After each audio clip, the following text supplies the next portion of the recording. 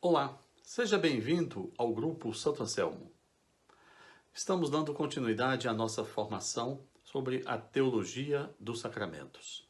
E começamos agora o nosso terceiro vídeo sobre o sacramento do matrimônio. Fique conosco, assista esse vídeo e continue obtendo uma excelente formação para a sua vida católica.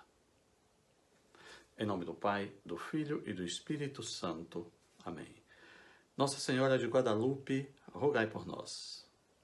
Santo Anselmo, rogai por nós.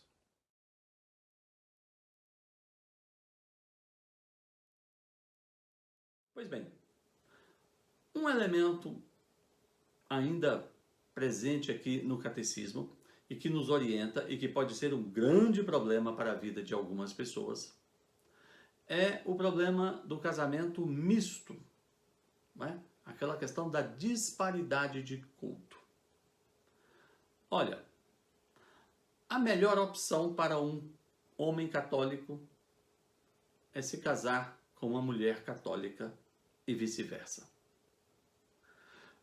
No entanto, a diferença de confissão entre os cônjuges, segundo o item 1634 do Catecismo, não constitui um obstáculo insuperável para o casamento.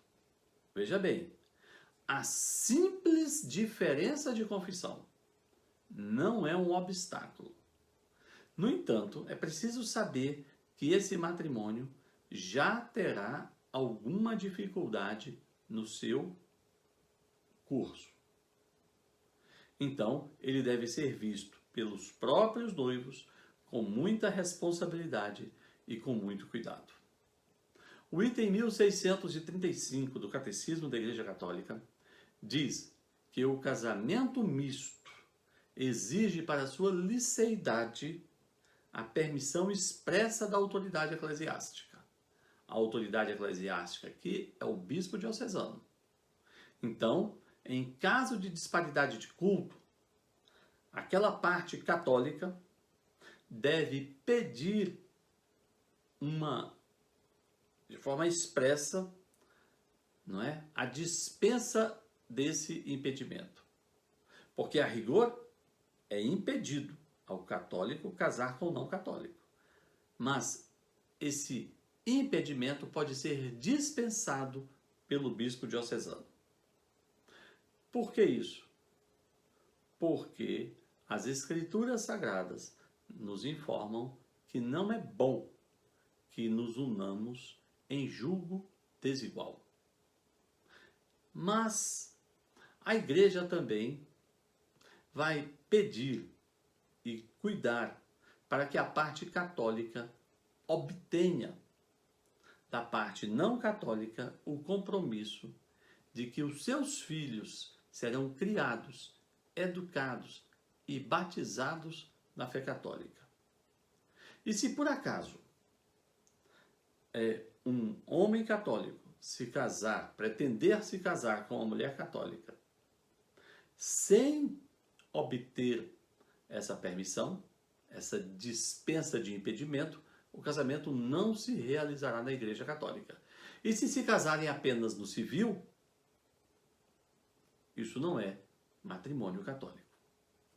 Vamos falar disso já já.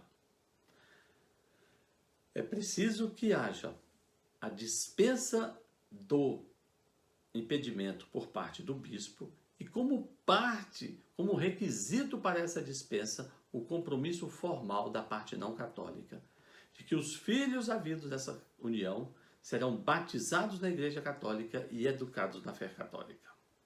Porque, do contrário, a Igreja estaria acobertando ou promovendo a união de pessoas para a geração de filhos já determinadamente não católicos.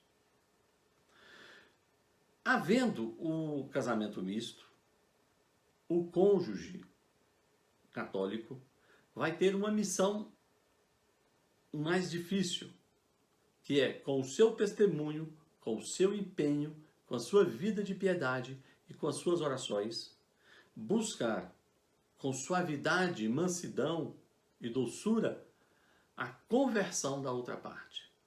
Nos ensina São Paulo que o marido não cristão é santificado pela esposa e a esposa não cristã é santificada pelo marido cristão. Então, na disparidade de culto, a parte católica tem o ônus de santificar a parte não católica. Isso é o que nos ensina São Paulo na primeira carta aos Coríntios, capítulo 7, verso 14.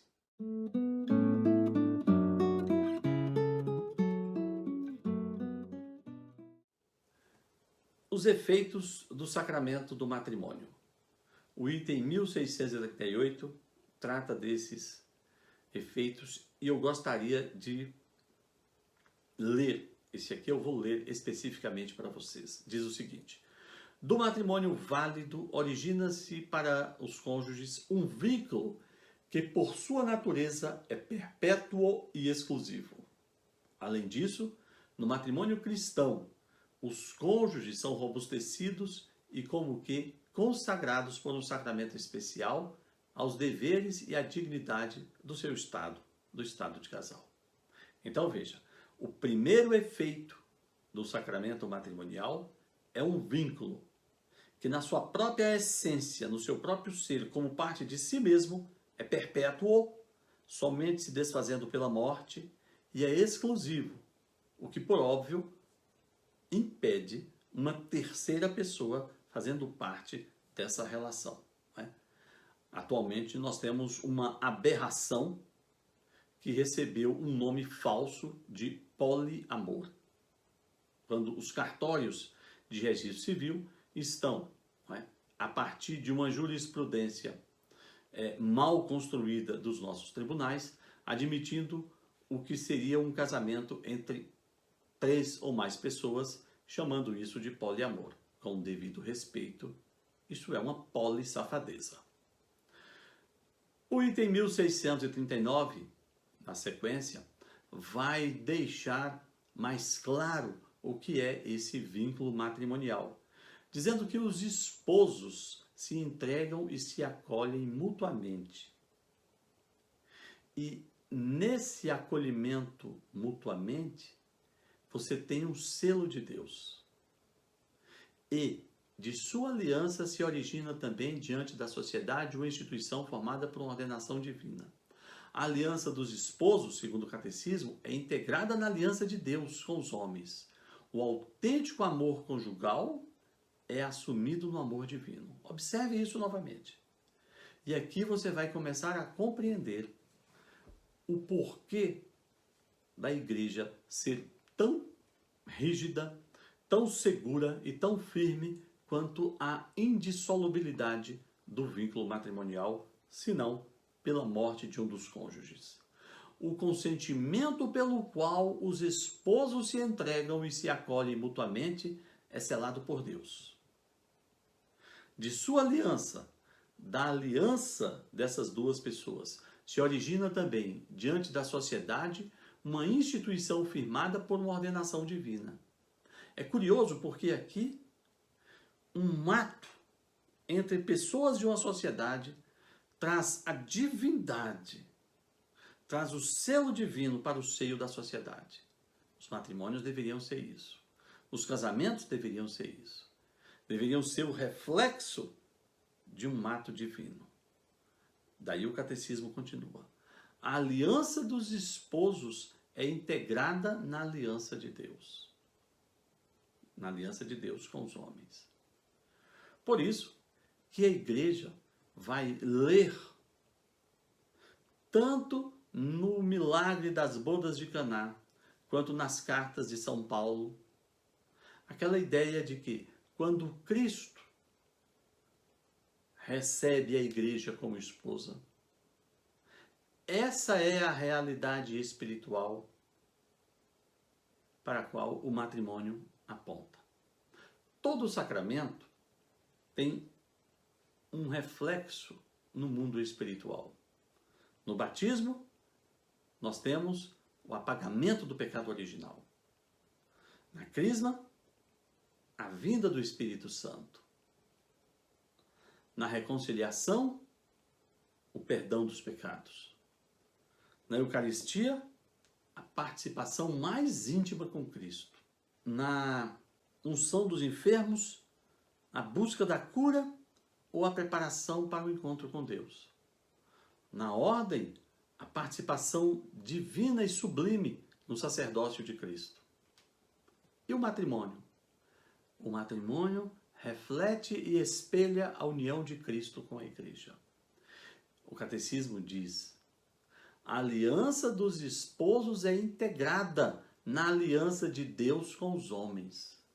Como a aliança de Deus com os homens, por meio da paixão, morte e ressurreição na cruz de Cristo, não pode ser desfeita, logo a aliança do casamento, a aliança matrimonial, que é parte e é integrada naquela aliança divina, também não pode ser desfeito. Então, esse é o grande efeito do sacramento do matrimônio. Bem, disso nós temos como corolário a indissolubilidade do matrimônio. Também no item 1644, a Igreja vai nos ensinar o seguinte: o amor dos esposos exige por sua própria natureza a unidade e a indissolubilidade da comunidade de pessoas que englobam toda a sua vida. De modo que já não são dois, mas um só, uma só carne, que são chamadas a crescer continuamente nessa comunhão por meio da fidelidade cotidiana à promessa matrimonial do dom total e recíproco. Essa comunhão humana é reflexo da comunhão espiritual entre Cristo e a Igreja e por isso não pode ser desfeito. Assim como Cristo jamais abandonará a sua Igreja, essa união não pode ser abandonada.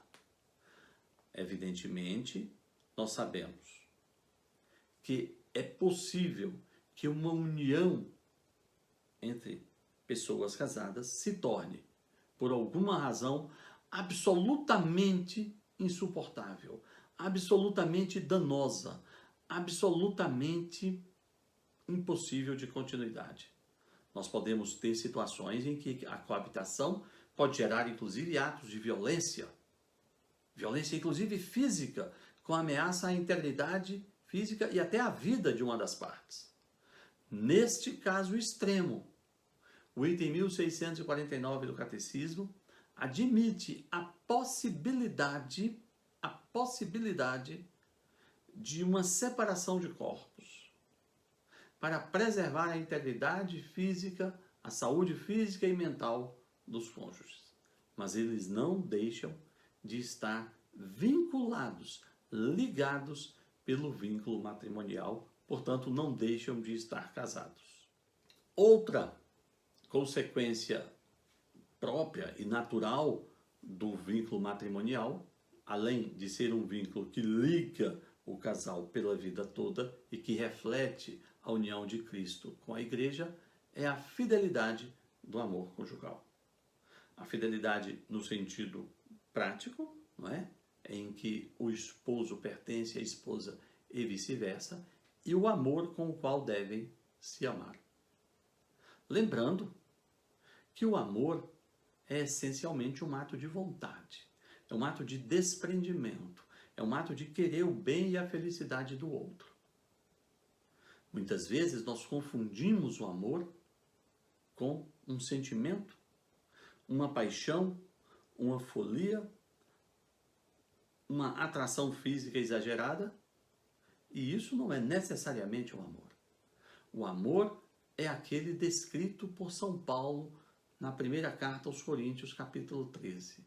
O amor que quer o bem do outro, que quer a felicidade do outro, que se sente feliz por ver o outro numa situação boa e agradável. É um entregar-se, é um doar-se.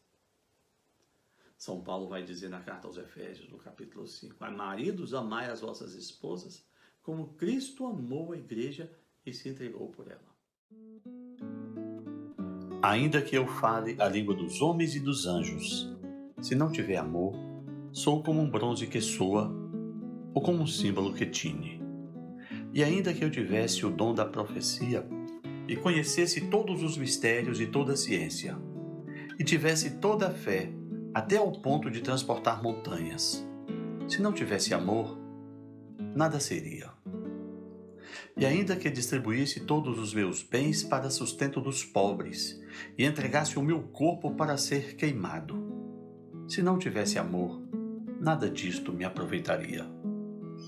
O amor é paciente, é benéfico, o amor não é invejoso, não é temerário, não se ensoberbece, não é ambicioso, não busca os seus próprios interesses, não se irrita, não guarda ressentimento pelo mal sofrido, não se alegra com a injustiça, mas se alegra com a verdade. Tudo sofre, tudo crê, tudo espera, tudo desculpa. O amor nunca há de acabar, mas as profecias cessarão, as línguas passarão e a ciência será abolida. Com efeito, imperfeitamente conhecemos e imperfeitamente profetizamos. Mas quando vier o que é perfeito, será abolido o que é imperfeito. Quando eu era menino, falava como menino, pensava como menino, discorria como menino. Mas quando me tornei homem feito, dei de mão às coisas que eram de menino. Nós agora vemos a Deus como por um espelho, obscuramente. Mas então o veremos face a face. Agora conheço-o em parte, mas então hei de conhecê-lo como sou conhecido. Agora permanecem essas três coisas: a fé, a esperança e o amor. Porém, a maior delas é o amor. Então, meus amigos, concluímos assim o nosso quarto vídeo sobre o sacramento do matrimônio. Aproveite, fique conosco e assista agora o quinto vídeo e a conclusão sobre esse importante sacramento de serviço, o sacramento do matrimônio. Nossa Senhora de Guadalupe, rogai por nós. Santo Anselmo, rogai por nós.